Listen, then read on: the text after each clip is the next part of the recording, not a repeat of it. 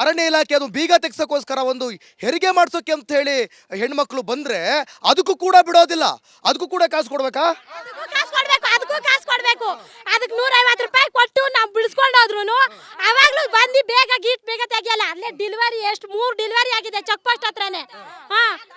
ನಾನೇ ಬಂದು ಆಮೇಲೆ ಬೀಗ ಹಾಕಿ ವಾಪಸ್ ಕೊಟ್ಬಿಟ್ಟೆ.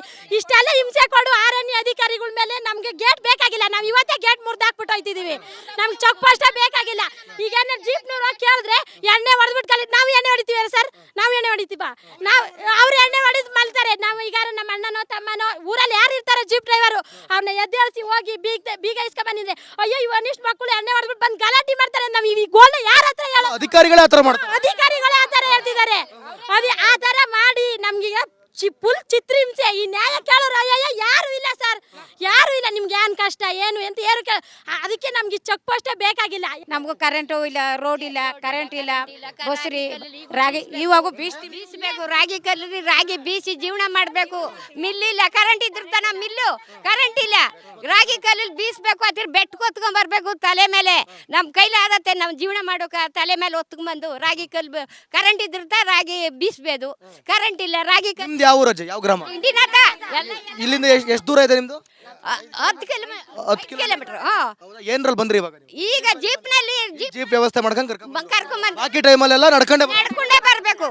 ಆನೆ ಇದ್ರು ಅಷ್ಟೇ, ಹುಲಿ ಇದ್ರು ಅಷ್ಟೇ, ಗಿರ್ಬ ಇದ್ರು ಅಷ್ಟೇ, ನಡ್ಕೊಂಡೇ ಬರ್ಬೇಕು. ನಮ್ಮ ಕೈಲಾದತ್ತೆ ನೀರಿಲ್ಲ, ಕರೆಂಟ್ ಇಲ್ಲ, ರೋಡ್ ಇಲ್ಲ, ಹಾಸ್ಪಿಟ್ಲ್ ಹುಷಾರಿಲ್ಲ ಅಂದ್ರೆ ಬರ್ಬೇಕು ಅಂದ್ರೆ ತೊಟ್ಲು ಕಟ್ಟಿ ಎತ್ಕೊಂಡ್ ಬರ್ಬೇಕು.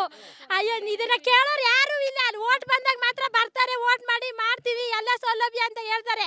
ಯಾರು ಮಾಡಲ್ಲ. ಓಟ್ ಕೇಳಕ್ ಬಂದಾಗ ಪಟ್ಟಿಟ್ಟು ಕುತ್ಕೊಂಡ್ಬರ್ತಾರೆ. ನಾವೆಲ್ಲ ಸ್ಟ್ರೈಕ್ ಮಾಡಿದ, ನಾವು ಓಟ್ ಮಾಡ್ತೀವಿ ಅಂತ ಕೇಳ್ದ. ಮಾಡೋದಿಲ್ಲ ಅನ್ಬೇಕಿತ್ತು, ಓಟ್ ಮಾಡಲ್ಲ ಅಂತ ಮಾಡಲ್ಲ ಅನ್ಬೇಕಿತ್ತು. ಮಾಡಿ ನಾವೆಲ್ಲ ಸೌಲಭ್ಯ 8 ದಿವಸ ಕಂಬ ತಂದು ಹಾಕ್ತೀವಿ ಅಂತ ಹೇಳ್ತಾರೆ. ಹೇಳಿದ್ರು ಯಾರು ಮಾಡಲ್ಲ, ಯಾರು ಮುಂದೆ ಬಂದ್ ಮಾಡಲ್ಲ. ನಮ್ಗೆ ಏನು ಮಾಡ್ತೀವಿ ಅನ್ಕೊಂಡು ಆಮೇಲೆ ಅವ್ರು ಹೋಗಿ ಅಧಿಕಾರ ಕೂತ್ಕೊಂಡ್ರು ನಮ್ಮ ಅವ್ರ ಮಾತ ನಮ್ಮ ಬಂದು ದಿಕ್ಕು ದಿವಾಣೆ ಇಲ್ಲ, ನಮ್ಮ ನೋಡೋಕೆ ಯಾರು ಇಲ್ಲ ಅಂತ ಕೇಳೋರು ಯಾರು ಇಲ್ಲ. ಯಾರು ನಮ್ ಕಷ್ಟ ನಿಮ್ಗೆ ಏನಿದೆ? ನಾವು ಕೊಳ್ಳಿ ನೀರು, ಕೊಳ್ಳಿ ಬೆಳಕು, ಹಳ್ಳದ ನೀರು ಏನಾರು ಹೊಟ್ಟೆನು ಹಿಡಿತು ಅಂದ್ರೆ ಮಾದೇಶ್ವರನ ಬೆಟ್ಟದಲ್ಲಿ ತರಬೇಕಾದ್ರೆ ಅರ್ಧ ದಾರಿನೇ ಡೆಲಿವರಿ ಕೂಡ ಎಷ್ಟೋ ಸಾಕಷ್ಟು ಆಗ್ಬಿಟ್ಟವೆ. ನಮ್ಗೆ ಹುಷಾರಿಲ್ಲ ಅಂದ್ರೆ ಬೆಟ್ಟಕ್ಕೆ ಬರುವ ಅಷ್ಟರಲ್ಲಿ ಎಷ್ಟೋ ಜನ ತೊಟ್ಲು ತರಬೇಕಾದ್ರೆ ಅರ್ಧ ದಾರಿಲೇ ತೊಟ್ಲು ಬಿಚ್ಚಿ ವಾಪಸ್ ಕೂಡ ನೋಡ್ಬಿಡಿವಿ.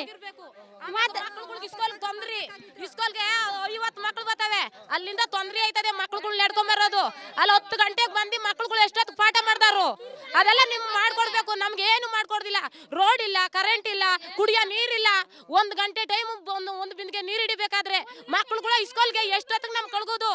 ಇಸ್ಕೊಲ್ ಕಳ್ಬೇಕು. ನಾವು 8 ಗಂಟೆ ಆಯ್ತದೆ. ಅಲ್ಲಿ ಕಾಡು ಪ್ರಾಣಿಗಳು, ಅಲ್ಲಿ ಮಕ್ಳುಗಳ ಏನಾರಾಗೋದ್ರೆ ಜವಾಬ್ದಾರಿ ಯಾರು ಹೊತ್ತಾರು? ಕಷ್ಟ ಕೇಳೋರೇ ಇಲ್ಲ ಸ್ವಾಮಿ. ಬರ್ತಾರೆ, ಓಟ್ ಮಾಡಿಸ್ಕೊಂತಾರೆ, ಹೋಯ್ತಾರೆ ಅಷ್ಟೇ. ನಿಮ್ಗೆ ಏನು, ನಿಮ್ ಕಷ್ಟ ಏನು ಅಂತ ಯಾರು ಕೇಳೋರಿಲ್ಲ. ಸತ್ರೇನು ಇದ್ರೇನು ಅಂತ ನಾಗಮಲೆ ದಾರಿಲಿ ಯಾರು ಬಂದು ಕೇಳೋರು ಯಾರು ಇಲ್ಲ. ಇವಾಗ ಏನ್ ಹೇಳ್ತಾರೆ ಅಧಿಕಾರಿಗಳು? ಅಧಿಕಾರಿಗಳು ಇವಾಗ ಯಾರು ಬಂದು ಮಾಡ್ಕೊಡ್ತೀವಿ ಅಂತಾರೆ, ಮಾಡಲ್ಲ ಸ್ವಾಮಿ. ಇವಾಗ ಅದಕ್ಕೆ ನಾವು ಸ್ಟ್ರೈಕ್ ಮಾಡ್ತಿರೋದು. ನಮ್ಮ ಅಣ್ಣನಿಗೆಲ್ಲ ಬರ್ತಿದೆ ಎಲ್ಲ. ನೀವೇನು ಸಮಾಧಾನ ತಗೊಳ್ಳಿ, ಇದಕ್ಕೇನಾದ್ರು ಒಂದು ವ್ಯವಸ್ಥೆ ಮಾಡೇ ಮಾಡ್ತೀವಿ. ಯಾರು ಕೇಳೋರಿಲ್ಲ. ನಮ್ಗೆಲ್ಲ ಹುಷಾರಿಲ್ಲ, ಏನಿಲ್ಲ. ಯಾರು ಅಂತ ಕೇಳುದು? ಅವ್ರಿಗೆ 2 ಕಣ್ಣೇ ಇಲ್ಲ. ಅವ್ರಿಗೆ 2 ಕಣ್ಣು, ಅವ್ರು ಕೂಡ್ರ ಕಣ ಕೂತವ್ರೆ. ಕಿವಿ ಕೇಳ್ಸನಾರ್ದು, ಅವ್ರ ಕಿವಿ 2 ಕೆವಡು, ಕಣ್ಣಿಲ್ಲ, 2 ಕಣ್ಣಿಲ್ಲ ಅವ್ರಿಗೆ. ಏನು ಮಾಡುದಿಲ್ಲ, ಎಲ್ಲ ಇಲ್ಲ, ರೋಡ್ ಇಲ್ಲ, ಏನಿಲ್ಲ. ಫುಲ್ ತೊಂದ್ರೆ. ನಾವು ಅಷ್ಟೆಲ್ಲ ಕಷ್ಟಪಟ್ಟು ಎತ್ಕೊಂಡ್ ಬಂದ್ರು ಚೆಕ್ ಪೋಸ್ಟ್ ಅಲ್ಲಿ ಬೀಗ ತೆಗಿಯಲ್ಲ. ಅಲ್ಲೇ ಡೆಲಿವರಿ ಕೂಡ ಎಷ್ಟೋ ಮಾಡಿಸಿ ವಾಪಸ್ ಕೆತ್ಕೊಂಡು ಹೋಗಿದೀವಿ. ನೀವೀಗ ಅದ್ರಲ್ಲಿ ಎತ್ಕೊಂಡು ಬಂದ್ರು ಕೂಡ ಅಲ್ಲಿ ಚೆಕ್ ಪೋಸ್ಟ್ ಅಲ್ಲಿ ಬೀಗ ತೆಗಿ ಬಿಡಲ್ಲ. ಏನ್ ಹೇಳ್ತಾರೆ? ಬಿಡ್ತೀವಿ, ತಿಂಡಿ ಊಟ ಮಾಡ್ತೀವಿ, ನೈಟ್ ಟೈಮ್ ಆದ್ರೆ ಊಟ ಮಾಡ್ತೀವಿ ರೀ. ಅಯ್ಯೋ ಇವನಿಷ್ಟು ಮಕ್ಕಳು ಅಲ್ಲ, ಹೆರಿಗೆಯ ಸಂದರ್ಭದಲ್ಲೂ ಕೂಡ ಬಿಡೋದಿಲ್ವಾ? ಬಿಡೋದಿಲ್ಲ. ಯಾಕೆ ನಾವ್ ಬಿಡಲ್ಲ.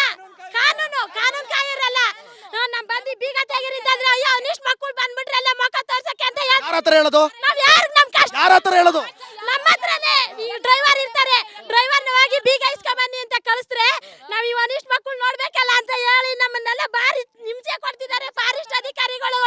ಎಲ್ಲ ನಮ್ಮ ಹೊಟ್ಟೆ ಉರಿಸ್ತಾರೆ ಸರ್. ಏನು ಯಾವತ್ ನಮ್ಗೆ ಸ್ವತಂತ್ರ ಬಂದು 76 ವರ್ಷ ಆದ್ರೂ ನಮ್ಗೆ ಏನು ಸೌಲಭ್ಯ ಇಲ್ಲ. ಕರೆಂಟ್ ಇಲ್ಲ, ವಿದ್ಯೆ ಇಲ್ಲ, ನೀರಿಲ್ಲ, ಏನು ಇಲ್ಲ. ಎಲ್ಲ ಬಂದು ನೀವು ರೋಡು ಕರೆಂಟ್ ಮಾಡ್ತೀವಿ ಅಂತಾರೆ. ಅದು ಯಾವಾಗ ಅವ್ರ ಮನೆ ಹಾಳಾಗ ಮಾಡ್ದಾರೋ ಗೊತ್ತಿಲ್ಲ. ಅವ್ರ ಮಾತ್ರ ತೋಡೋಗ್ರೆ ಅವ್ರ ಸಮಾಧಿ ಗುಡ್ಡೆ ಯಾವಾಗ ತೋಡ್ದತ ಅವ್ರ ಮನೆ ಎಷ್ಟು ವರ್ಷಗಳಿಂದ ಈ ರೀತಿಯಾದಂತ ಸಮಸ್ಯೆ ಇದೆ, ಯಾರು ಹೇಳ್ತೀರಾ?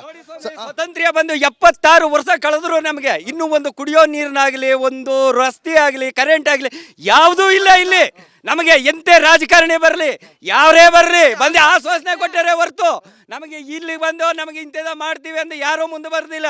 ಇದುವರೆಗೂ ನಾವು ಕತ್ತಲೆ ಬೆಳಕಿನಲ್ಲಿ ಊಟ ಮಾಡ್ತಾ ಇದ್ದೀವಿ. ಯಾವುದೇ ಅಧಿಕಾರಿಗಳು ಬಂದಿರಲಿಲ್ವಾ? ಅಧಿಕಾರಿಗಳು- ಯಾವುದೇ ಶಾಸಕರು ಬಂದಿಲ್ಲ? ಯಾವ ಅಧಿಕಾರಿ- ಯಾವುದೇ ಸಂಸದರು? ನೋಡಿ, ಅಲ್ಲಿಂದ ಬೆಂಗಳೂರಿಂದ ಇವತ್ತು ನೀವು ಬಂದಿದ್ದೀರಾ ಟಿವಿ ಹಿಡ್ಕೊಂಡು, ನಮಗೆ ಏನ್ ತೊರಗಿಸ್ತಿದ್ದೀರಾ? ಟಿವಿ ಹಿಡ್ಕೊಂಡು ಮಾತ್ರ ಬರ್ತೀರಾ, ಎಲ್ಲರೂ ಪೋಸ್ ಕೊಡ್ತಾರೆ ಅಷ್ಟೇನೆ. ಅದ ಬಿಟ್ಟು ನಮಗೆ ಇದುವರೆಗೂ ಯಾವುದೇ ರೀತಿಯಾದಂತ ನಮ್ಮ ಮೂಲಭೂತ ಸೌಕರ್ಯ ಇವತ್ತು ನೋಡು, ಒಂದು ಗರ್ಭಿಣಿ ಹೆಂಗಸು ತಂದ್ರೆ ಫಾರೆಸ್ಟ್ ಅವ್ರು ಗೇಟ್ ಹಾಕ್ತಾರೆ, ನ್ಯಾನೆ ಕಟ್ಟು ಹೊತ್ತು ಬರಬೇಕು. ರಸ್ತೆ ಇಲ್ಲ, ವಾಹನ ವ್ಯವಸ್ಥೆ ಇಲ್ಲ, ರಸ್ತೆ ಕಟ್ಟ. ಶಾಸಕರು ಬಂದಿಲ್ಲ, ಯಾವ ಶಾಸಕರು, ಸಂಸದರು ಬಂದಿಲ್ಲ, ಯಾವ ಸಂಸದರು, ಅಧಿಕಾರಿಗಳು ಬಂದಿಲ್ಲ. ಬಂದ್ರು ಆಶ್ವಾಸನೆ ಏನಂತ ಆಶ್ವಾಸನೆ ಕೊಡ್ತಾರೆ? ನಿಮಗೆ ಆಯ್ತು, ನಾಳೆನೆ ನಿಮಗೆ ರೋಡ್ ಮಾಡಿಸ್ತೀವಿ, ಕರೆಂಟ್ ಮಾಡಿಸ್ತೀವಿ. ನಿಮ್ ಯಾವಾಗ ಬಂದಿದ್ರು? ಯಾವಾಗ ಹೇಳಿದ್ರಿ?